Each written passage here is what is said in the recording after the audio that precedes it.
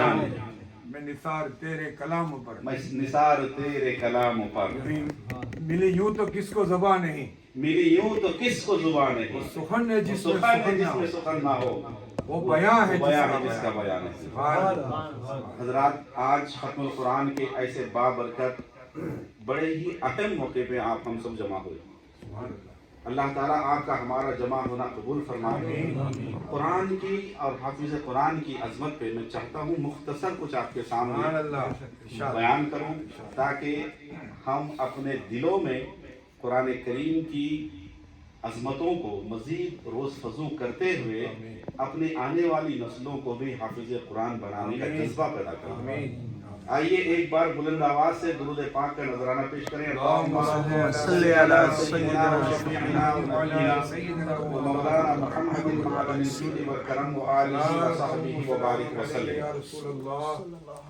मैंने जिस आयत करीमा को उन्वान सुखन बनाया है, अल्लाह सुब्हानहु व तआला इरशाद फरमाता है, अगर हम इस कुरान को उतारते किसी पहाड़ पर, अगर हम इस कुरान को किसी पहाड़ पर उतारते तो जरूर तू उसे देखता कि वो खौफ इलाही से पाश पाश हो जाता, रेजा रेजा हो जाता। हजरात गिरामी, कुरान क्या है? इस वक्त दुनिया में तिब, हिकमत, रियाजी, साइंस, तारीख, जोग्राफिया, गर्ज के सैकड़ों मज़ामीन की लाखों और अरबों किताबें मौजूद हैं,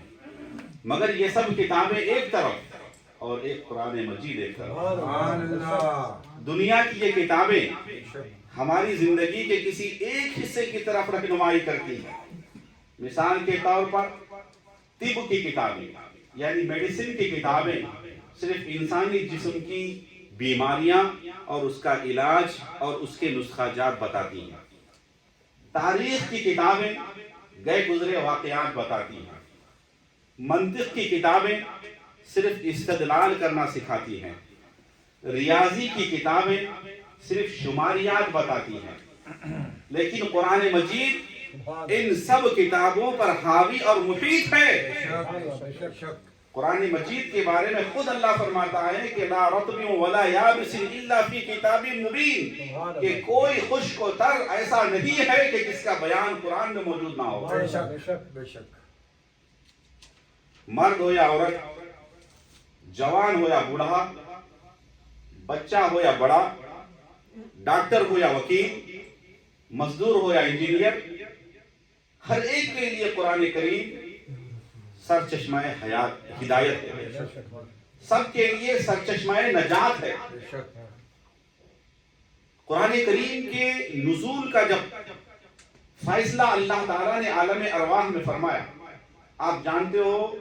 आलम अजसाम में हमको पैदा करने से पहले अल्लाह ताला ने क़यामत तक पैदा होने वाली 18,000 मखलूक़ात की रूहों की एक कॉन्फ्रेंस वहां की थी, उसे कहते हैं आलम अरवाह, जहां 18,000 मखलूक़ात की रूहों को जमा करके अल्लाह ने वहां बहुत से अहद व मीसाक लिए, बहुत से फैसले लिए। उनमें से एक फैसला नुज़ूल कुरान का भी हुआ। अल्लाह सुब्हानहु व तआला ने जब नुज़ूल कुरान का इरादा फरमाया, फैसला फरमाया कि इसे नाजिल करना है, इसे भी, तो अल्लाह ताला ने पहाड़ों से दरियाफ्त फरमाया कि ऐ पहाड़ों बताओ, मैं तुम पर अपना कलाम मुक़द्दस कुरान करीम को नाजिल करना चाहता हूँ, क्या तुम बर्दाश्त करोगे? तो पहाड़ों ने ज़ुबान हाल से अर्ज़ किया, जिसका जिक्र खुद कुरान में है, जो मैंने उन्वान सुखन बनाया। पहाड़ों ने कहा, या अल्लाह, अगर तेरा जाह जलाल वाला कलाम हम पे नाजिल हो गया तो तेरे खौफ और खशियत के मारे हम पाश पाश हो जाएंगे, हम रेजा रेजा हो जाएंगे। अल्लाह तबारक व तआला ने आसमानों से दरियाफ्त फरमाया कि आसमानों बताओ, मैं तुम्हारी बुलंदियों पर कुरान नाजिल करना चाहता हूँ, क्या तुम बर्दाश्त करोगे? तो आसमानों ने जुबान हाल से अर्ज किया कि या अल्लाह, अगर ये तेरा जाह व जलाल वाला कलाम हम पर नाजिल हो गया तो तेरे खौफ के मारे हमारे जबड़े खुल जाएंगे, हम फट जाएंगे, चांद, सूरज और सितारे सारे नीचे गिर जाएंगे और तबाहियां मच जाएंगी। اللہ تعالیٰ نے زمینوں سے دریافت کیا، اے زمینوں کے ساتھ و طبق بتاؤ، میں تم پر اپنا قرآن کلام مقدس نازل کرنا چاہتا ہوں، کیا تم برداشت کرو گے؟ تو زمین نے زبان حال سے عرض کیا کہ یا اللہ اگر یہ جاہ و جلال والا کلام ہم پر نازل ہوا تو تیرے خوف کے مارے ہمارے اندر زلزلے آ جائیں گے، تباہیاں مچ جائیں گی، اس طرح بربادیاں مچ جائیں گی۔ اللہ تعالیٰ نے دریاؤں سے دریافت فرمایا کہ اے دریاؤں بتاؤ میں تم پر اپنا کلام مقدس قرآن کریم نازل کرنا چاہتا ہوں، کیا تم برداشت کرو گے؟ تو دریاؤں نے عرض کیا تھا یا اللہ اگر یہ تیرا جاہ و جلال والا کلام ہم پہ نازل ہو گیا تو تیرے خوف کے مارے ہم خشک ہو جائیں گے، سوکھ جائیں گے، ہمارے اندر ایک قطرہ بھی پانی کا نہیں بچے گا۔ اللہ تعالیٰ مخلوقات میں پوچھتا رہا، یہاں تک کہ پوچھتے پوچھتے جب باری آئی آمینہ کے لال کی، جب باری آئی محبوب بے مثل و بے مثال کی، جب باری آئی رب کے دلدار کی، جب باری آئی مدینے کے تاجدار کی، جب باری آئی امت کے غمخوار کی، جب باری آئی تمام نبیوں کے سردار کی، سیدنا و مولانا محمد مصطفیٰ صلی اللہ علیہ وسلم کی، تو اللہ تعالیٰ نے اپنے پیارے حبیب سے دریافت فرماتا ہے کہ اے میرے پیارے محبوب بتاؤ میں تمہارے سینہ مطہرہ پر اپنا کلام مقدس قرآن نازل کرنا چاہتا ہوں، کیا تم برداشت کرو گے؟ قربان جائیے پیارے حبیب کے پیارے جواب پر پیارے مصطفیٰ عرض کرتے ہیں یا اللہ اگر تیرا منشا یہ ہے، اگر تیری مشیت یہ ہے، اگر تیری رضا یہ ہے، اگر تیرا فیصلہ یہ ہے، اگر تو یہ چاہتا ہے کہ یہ تیرا جاہ و جلال والا کلام میرے سینے پہ نازل ہو جائے تو پھر اے اللہ اس مقدس کلام کو میرے سینے پہ نازل فرما۔ سبحان اللہ۔ کیوں؟ اس لیے کہ اس کلام کو میرے سینے پہ نازل فرمانا بھی تیرا ہی کام ہے اور اس سینے کے اندر قوت برداشت دینا بھی تیرا ہی کام ہے۔ اللہ سبحانہ و تعالیٰ نے اپنے فضل و کرم سے اپنے پیارے محبوب کے سینے پر قرآن کریم نازل فرمایا۔ شب قدر کے موقع پر لوح محفوظ سے آسمان دنیا پر ایک بار یہ قرآن نازل ہوا،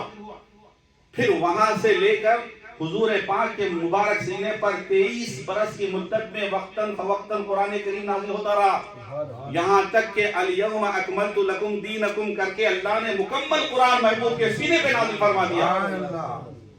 ایسا عظیم جاہ و جلال والا کلام سینہ مصطفیٰ پہ نازل ہو گیا۔ اب وہی قرآن حضور کے فیضان سے، حضور کے سینے مطہرہ سے منتقل ہو کر اہل بیت اور صحابہ کرام کے سینوں میں آیا، اہل بیت اور صحابہ کے سینوں سے منتقل ہو کر تابعین کے سینوں میں آیا، تابعین کے سینوں سے منتقل ہو کر امام اعظم ابو حنیفہ کے سینے میں آیا،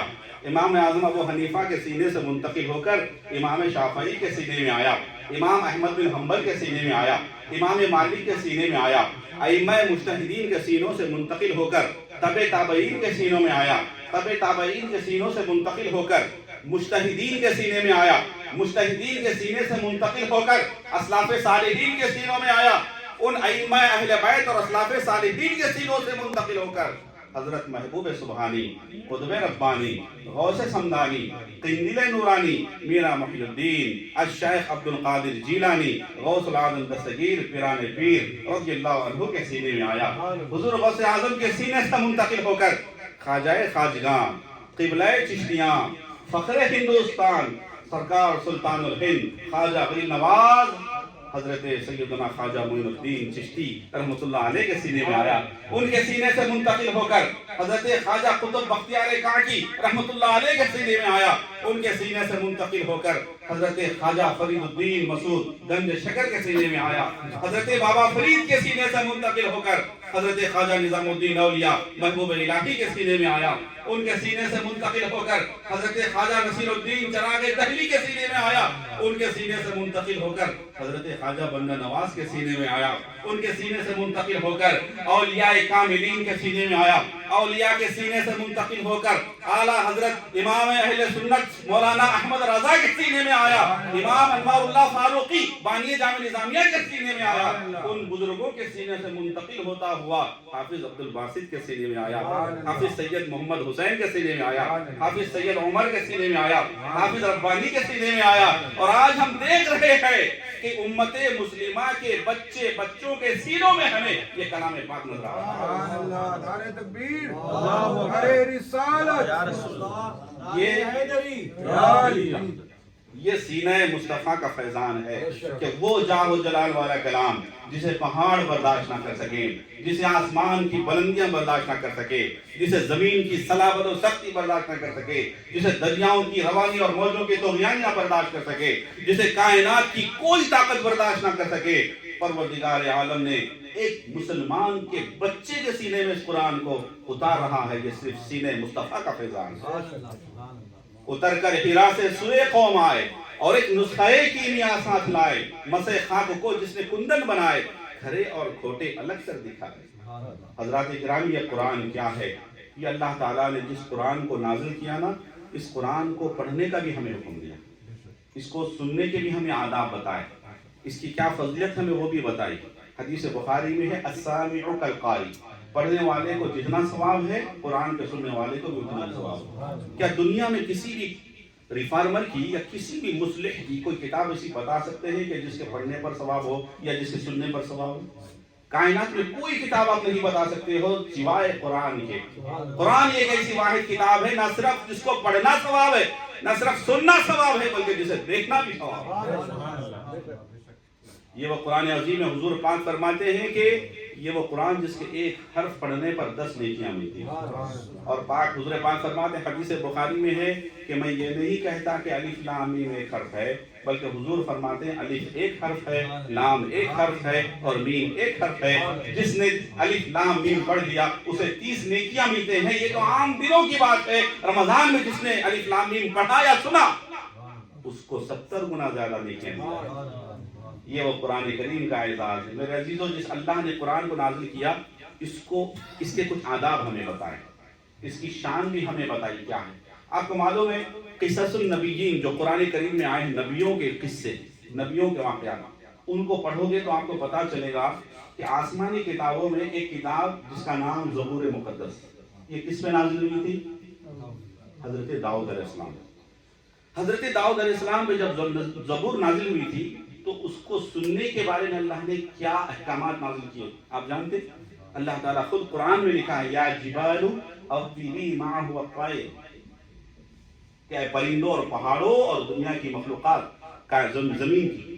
جو کچھ بھی میرے داؤد کی زبان سے نکلتا ہے اسے سنو، اللہ کا حکم تھا۔ تو انبیاء کے ان واقعات میں لکھا ہوا ہے کہ جہاں بھی حضرت داؤد علیہ السلام جس جگہ بیٹھ کر زبور کی تلاوت کرتے تھے، اگر وہ پہاڑ کے نیچے بیٹھ کے زبور کی تلاوت کرتے تو پہاڑ ایسے جھک جاتا تھا اور زبور کی تلاوت کو سنا کرتا تھا۔ اگر وہ درخت کے نیچے بیٹھ کر زبور پڑھتے تو وہ درخت جھک جاتا تھا اور زبور کی تلاوت کو سنتا تھا۔ اگر وہ کسی بہتے دریا کے سامنے بیٹھ کر زبور پڑھتے تو بہتا دریا رک جاتا اور زبور کی تلاوت کو سنتا تھا۔ اگر وہ کسی مقام پر بیٹھ کر تلاوت کرتے تو ہواؤں میں اڑنے والے پرندے بھی رک جاتے اور زبور کی تلاوت کو سنا کرتے۔ اگر وہ کسی جگہ بیٹھ کر قرآن زبور کی تلاوت کرتے تو اس جگہ سے گزرنے والے جانوروں کے غول بھی رک جاتے اور زبور مقدس کی تلاوت کو سنتے۔ جہاں بیٹھ کر زبور پڑھتے انسانوں کے دستے جمع ہو جاتے اور زبور کی تلاوت کو سنتے۔ یہ ساری فضیلت سننے کے بعد زبور کی آپ کے دل میں دماغ میں سوال آ رہا ہوگا کہ جب زبور کی یہ شان ہے تو قرآن کی کیا شان ہے؟ زبور کو سننے کے لیے جب یہ سب لوگ آتے ہیں تو قرآن کو سننے کا کیا عالم ہوگا، اس کی کیا شان ہوگی۔ آئیے میں حدیث بخاری حدیث مشکات کے حوالے سے ایک واقعہ سناتا ہوں صحیح حدیث کی روشنی میں۔ مشکات شریف جلد اول باب فضائل القرآن میں ہے۔ حضرت سیدنا ابو سعید خدری رضی اللہ تعالی عنہ سے روایت ہے، وہ فرماتے ہیں کہ حضرت اسید بن حضیر، یہ حضور کے ایک صحابی ہیں، وہ اپنے گھر میں ایک مرتبہ قرآن کریم کی تلاوت کر رہے تھے اور گھر کے باہر استبل خانے میں، ان کی حویلی تھی بہت بڑی، استبل خانے میں گھوڑا بندھا ہوا تھا اور گھوڑے کے بازو ہی ان کا ایک بچہ جھولے میں لیٹا ہوا تھا۔ تو حضرت اسید بن حضیر فرماتے ہیں کہ میں اپنے گھر کے اندر قرآن کریم کو ایسے کھول کے تلاوت جیسے ہی شروع کیا، گھوڑے نے آوازیں لگانا شروع، گھوڑا ہنہنانے لگا، گھوڑا آوازیں نکالنے لگا۔ مجھے ڈر ہوا کہ کہیں وہ گھوڑا میرے بچے کو نقصان نہ پہنچائے، اس خیال سے میں قرآن کی تلاوت کو روکا اور باہر جانا چاہتا ہی تھا کہ گھوڑے نے آواز کرنا بند کر دیا، تو میں باہر نہ گیا۔ میں پھر دوبارہ قرآن کریم کی تلاوت میں لگ گیا۔ جیسے ہی میں قرآن عظیم کو کھولا، دوبارہ تلاوت شروع کیا، تو گھوڑے نے پھر بدکنا شروع کر دیا، پھر آوازیں، پھر ہنہنانا شروع کر دیا۔ مجھے ڈر ہوا کہ کہیں یہ گھوڑا میرے بچے کو نقصان نہ پہنچائے، اس خیال سے میں نے تلاوت کو روکا۔ جیسے ہی میں نے تلاوت کو روکا تو گھوڑے نے بھی آواز کرنا بند کر دیا۔ حضرت اسید بن حضیر فرماتے تیسری بار جب میں قرآن عظیم کی تلاوت شروع کیا تو گھوڑا پہلے سے زیادہ بدکنے لگا، پہلے سے زیادہ ہنہنانے لگا، پہلے سے زیادہ آوازیں اور شور کرنے لگا۔ تو مجھے یقین ہو گیا کہ ہو نہ ہو یہ گھوڑا میرے بچے کو نقصان پہنچائے گا۔ اس خیال سے میں قرآن کو بند کیا اور دوڑتا ہوا باہر آیا۔ اچانک میں کیا دیکھتا ہوں کہ میرے گھر کی چھت پر پورا نورانی سما ہے، نور کا ایک سائبان ہے، ایک نور روشنیوں کا ایک جمگھٹا ہے جو میرے گھر کی چھت سے آسمان کی طرف جا رہا ہے۔ میرے گھر کی چھت میں ایک روشن دان بنی ہوئی ہے، وہاں سے روشنیاں آسمان کی طرف جا رہی ہیں۔ یہ نورانی سما، یہ پرنور منظر میں دیکھتا رہا۔ صبح کا انتظار کیا۔ جیسی صبح ہوئی تو فجر کی نماز مسجد نبوی میں ادا کرنے پہنچا۔ حضور پاک کو یہ سارا واقعہ سنایا۔ جیسے حضور نے جب یہ سنا تو برجستہ حضور نے فرمایا اقرأ یا اسید، اقرأ یا اسید، اقرأ یا اسید، اے اسید پڑھو، اے اسید پڑھو، اے اسید پڑھو۔ عرض کرنے لگے حضور میں تو پڑھتا مگر بچے کے خوف نے مجھے باہر نکلنے پہ مجبور کیا اور میں نے یہ نورانی سائبان دیکھا۔ تو حضور نے فرمایا اے اسید جانتے ہو وہ کیا چیز تھی؟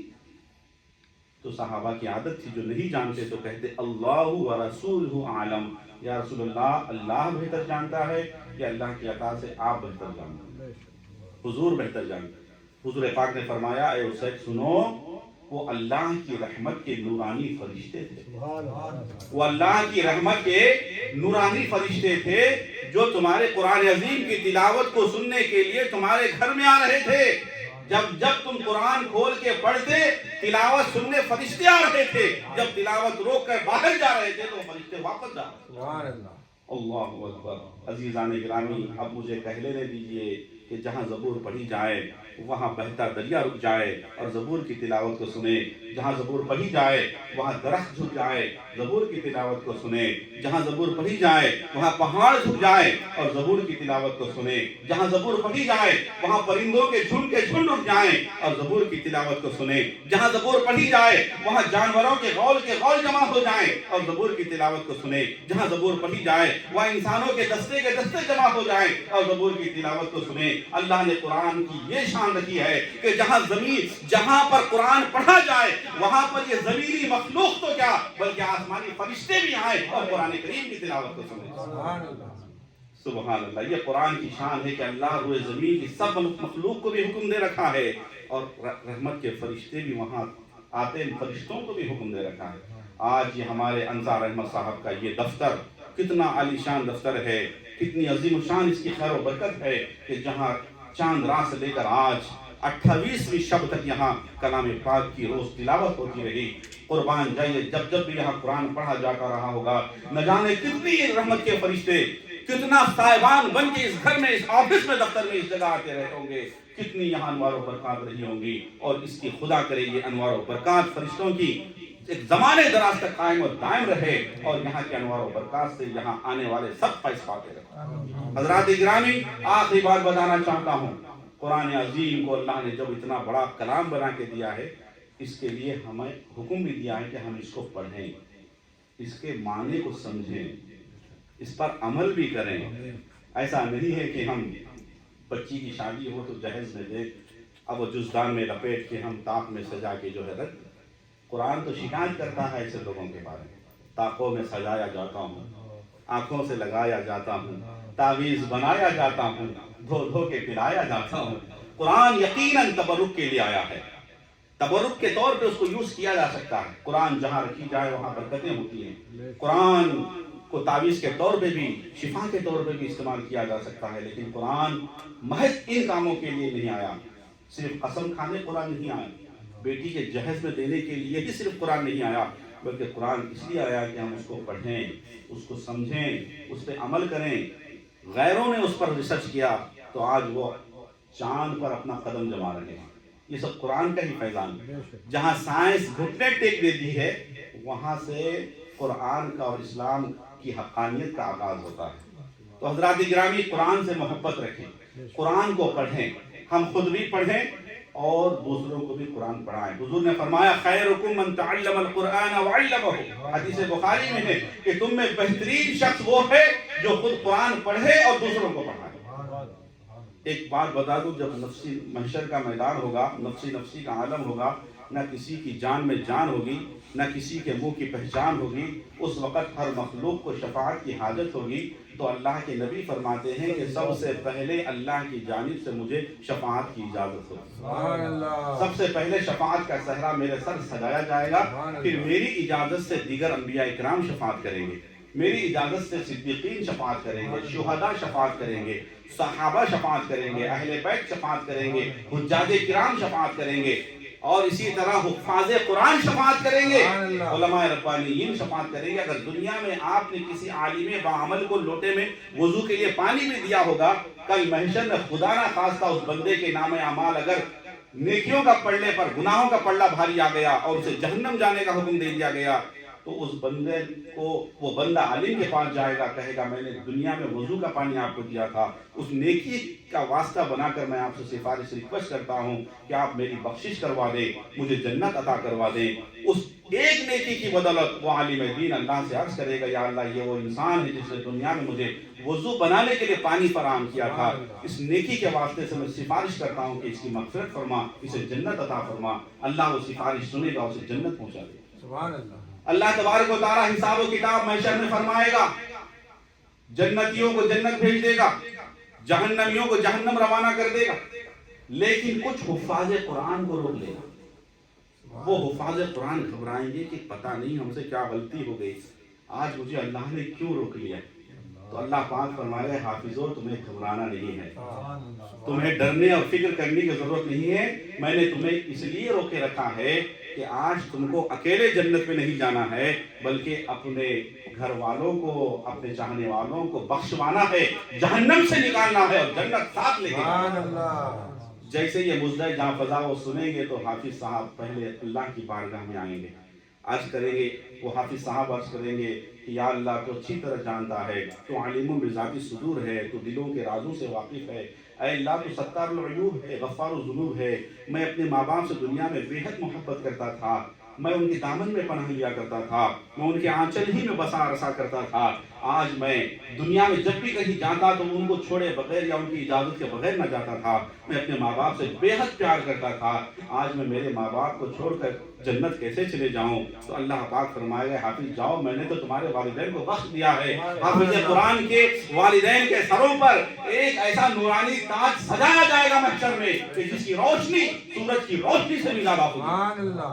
اور ان کے جسموں پہ ایسے جنتی حلے پہنائے جائیں گے کہ جب وہ محشر میں گزریں گے جنت کی طرف جا رہے ہوں گے تو اہل محشر اللہ سے پوچھیں گے، حدیث میں ہے کہ اللہ یہ نورانی چہرے والے، یہ نورانی تاج پہنے ہوئے، یہ جنتی حلے، نورانی لباس پہنے ہوئے، یہ خوش نصیب انسان کون لوگ ہیں؟ کہیں یہ تیرے پیغمبر تو نہیں، کہیں یہ تیرے رسول تو نہیں، کہیں یہ تیرے انبیاء تو نہیں؟ اللہ فرمائے گا نہیں، نہ یہ پیغمبر ہیں، نہ یہ رسول ہیں، نہ یہ نبی ہیں، بلکہ یہ وہ خوش نصیب انسان ہیں کہ دنیا میں جن کے بچوں نے حفظ قرآن کی دولت حاصل، جن کے بچے حافظ بنے۔ اللہ پاک کی بارگاہ میں پھر حافظ جنت میں جاتے جاتے رک جائے گا، اللہ پوچھے گا کیوں رک گئے ہو؟ کہا یا اللہ تو اچھی طرح جانتا ہے کہ تو نے میرے ماں باپ کو تو بخش دیا، میں نے جسے چاہ بخش دیا، لیکن میں دنیا میں جس دارالعلوم میں رہ کر میں نے حفظ کیا تھا، کچھ مجھے لوگوں نے تعاون کر کے حافظ بنایا، میں غریب تھا، میرے ماں باپ اس قابل نہیں تھے، ان معاونین کو چھوڑ کر میں آج جنت میں کیسے جاؤں؟ اے اللہ آج ان کی مغفرت فرما، اللہ کا دریائے کرم جوش میں آئے گا، اللہ فرمائے حافظ جاؤ، جتنے اپنے چاہنے والے ہیں ان سب کو جہنم سے نکالو اور جنت کی جانب لے کے جاؤ، میں نے تمہاری بدولت سب کی بخشش فرما۔ تو حضرات گرامی یہ حفاظ قرآن کا اعلیٰ مرتبہ ہے کہ اگر ہم ان سے حافظوں سے محبت رکھیں گے، یہ ایسا سینے میں ان کے قرآن ہے کہ ایسی لازوال دولت ہے۔ ایک بات بتا دوں، جس سینے میں قرآن ہوتا ہے نا وہ سینہ کبھی فانی نہیں ہوتا، مظروف لافانی ہے تو ظرف بھی لافانی۔ سینہ روایت میں آیا کہ ایک مرنے والا مر گیا، اس کو دفنا دیا گیا، مدتوں برسوں گزر گئے، اس کا جسم صحیح و سالم، اس کا کفن بھی سالم سلامت، اللہ نے زبان مٹی سے پوچھتا ہے مٹی یہ مرنے والا آیا تیری خاصیت تو یہ ہے کہ جو بھی تیرے اندر آتا ہے تو اسے سڑا دیتا ہے گلا دیتا ہے فنا کر دیتی ہے اسے کیوں نہیں سڑاتی گلاتی فنا کیوں نہیں کرتی تو مٹی زبان حال سے قبر کی مٹی کہتی ہے کہ اللہ میں اسے کیسے سڑاؤں کیسے گلاؤں جبکہ اس کے سینے میں مجھے تیرا کلام نظر آتا ہے سبحان اللہ حضور نے فرمایا حدیث بخاری و مسلم مشکات کی حدیث ہے کہ من کان فی جوفہ شیء من القرآن فهو کالبیت الخراب کہ جس کے سینے میں قرآن کا تھوڑا جز چند آیتیں یا چند سورہ یاد نہ ہو تو وہ سینہ ایک ویران گھر کی طرح ہوتا ہے اور ویران گھر میں جنگی شیطان قبضہ کر لیتا ہے حضور نے فرمایا کہ تم اپنے گھروں میں سورہ بقرہ کی ابتدائی آیتیں اور آخری آیتیں پڑھا کرو اس کی برکت سے تمہارے گھروں سے شیطان بھاگ جاتا ہے تو جس سینے میں یہ ہوگا وہاں سے بھی شیطان بھاگ جائے گا حضرات گرامی انوار الحق انسٹیٹیوٹ پچھلے ہم نے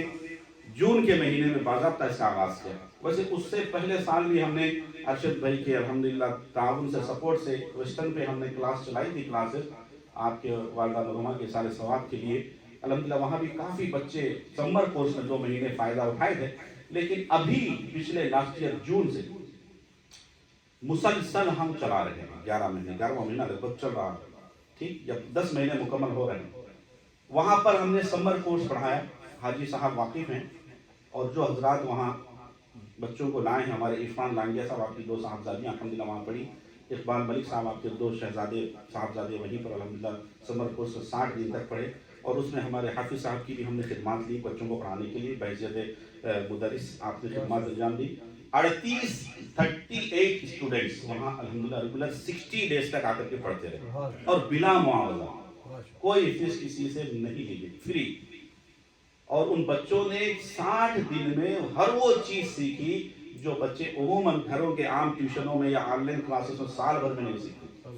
بچے ناظرہ قرآن سیکھے تجوید سیکھے قرأت سیکھے اذان کی ٹریننگ ہے نعتوں کی ٹریننگ ہے نعت کی ٹریننگ دینے کے لیے تو عمران شیخ اتاری کی خدمات دی گئی تھی بچوں کے زبان میں کئی نعتیں ان کی سکھائی ہوئی آ گئی اس کے ساتھ ساتھ جو ہے نا بہت سی چیزیں جیسا کہ دعائیں ہیں 40 دعائیں 40 حدیثیں ہمارے نجم بھائی کی 2 صاحبزادیاں وہاں پوری 40 دعائیں انہوں نے یہ 2 مہینے کے کورس میں زبانی 40 حدیثیں ان کی چھوٹی صاحبزادی تو ایسے کھڑے رہ کے زبان پہ سنا سکتی ہے بچی یہ نجم بھائی یہاں موجود تو الحمدللہ حضرات ہم نے محنت کی اخلاص سے اللہ تعالیٰ نے لاج رکھی اور وہ سلسلہ جاری ہے وہاں کچھ بچے اور کچھ سنڈے کلاس کے بچے اس طرح جملہ 22 اسٹوڈنٹس ابھی ریگولر پڑھ رہے ہیں تو آپ کی دعائیں رہی تو انشاءاللہ کوئی ایک ہم چاہ رہے ہیں کہ مستقل ایک اس کے لیے ایک عمارت حاصل کریں مطلب یہ ہے کہ کوئی ایک بلڈنگ رینٹڈ بلڈنگ آغاز اس کا آغاز کریں تاکہ یہ علم دین کا سلسلہ جاری ہے علم کی شمع جو روشن ہوئی ہے اس کی روشنی پھلتی پھولتی پھیلتی رہے تو میں آپ سے کوئی چندے کی اپیل نہیں کروں گا میں کوئی ایسی ریکویسٹ آپ سے ابھی نہیں کروں گا میں صرف اتنی ریکویسٹ آپ سے ضرور کروں گا کہ عید کے بعد سے ہم حفظ کلاس کا آغاز کرنے جا رہے ہیں ہم نے حافظ صاحب سے بھی عرض کیا ہوا ہے انشاءاللہ حافظ صاحب بھی جو ہے وعدہ کیے انشاءاللہ اپنی حسب سہولت حسب توفیق الہی وہ وقت دیں گے ہمیں اور ہمارے حافظ صاحب سے بھی خدمات لینی ہے الیاس بھائی کے ذریعے سے باضابطہ ایک پرمننٹ حفظ کلاس ابھی ہمارے پاس جو ہے سنڈے کلاس میں فقہ کے 8 اسٹوڈنٹس ہیں جن میں ایک جو بالغ بچے جو عالم کورس کے درس انتظامی کے پڑھ رہے ہیں تو عالم کورس تو ہم پڑھا ہی رہے ہیں وہ بھی سیکشن کھلا ہوا ہے تو جو بچے ماں باپ اپنے بچوں کو حافظ بنانا چاہتے ہیں آپ سے خواہش ہے کہ آپ مجھ غریب کا نمبر دیجئے بچوں کو جوڑیے یہ جو علم کی شمع ہے اس کی روشنی کو مزید آپ جو ہے نا روز فضو کیجیے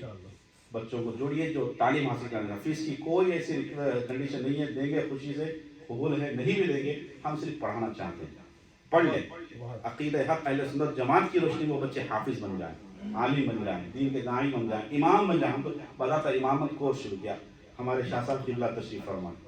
آپ کے دونوں شہزادے حافظ قرآن الحمدللہ آج شہزادے آئے ہیں آپ کے کاش آ جاتے تو رونق بہا اور ڈبل دگنی ہو جاتی ماشاءاللہ یہ سرکار امیر المومنین عمر فاروق اعظم کے سلسلہ نسب سے ہیں آپ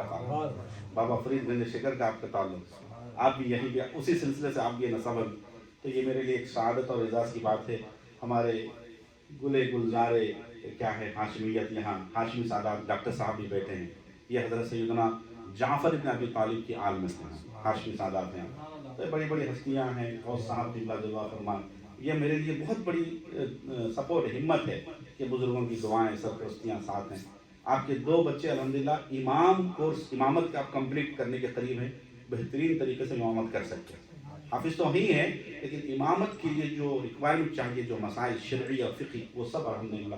کور کر چکے ہیں تقریباً۔ دعا کیجیے اللہ تعالیٰ یہ علم دین کی خدمت ہم سے اللہ لیتا رہے۔ آپ حضرات کا اس میں سپورٹ چاہیے، سرپرستی چاہیے، دعائیں چاہیے۔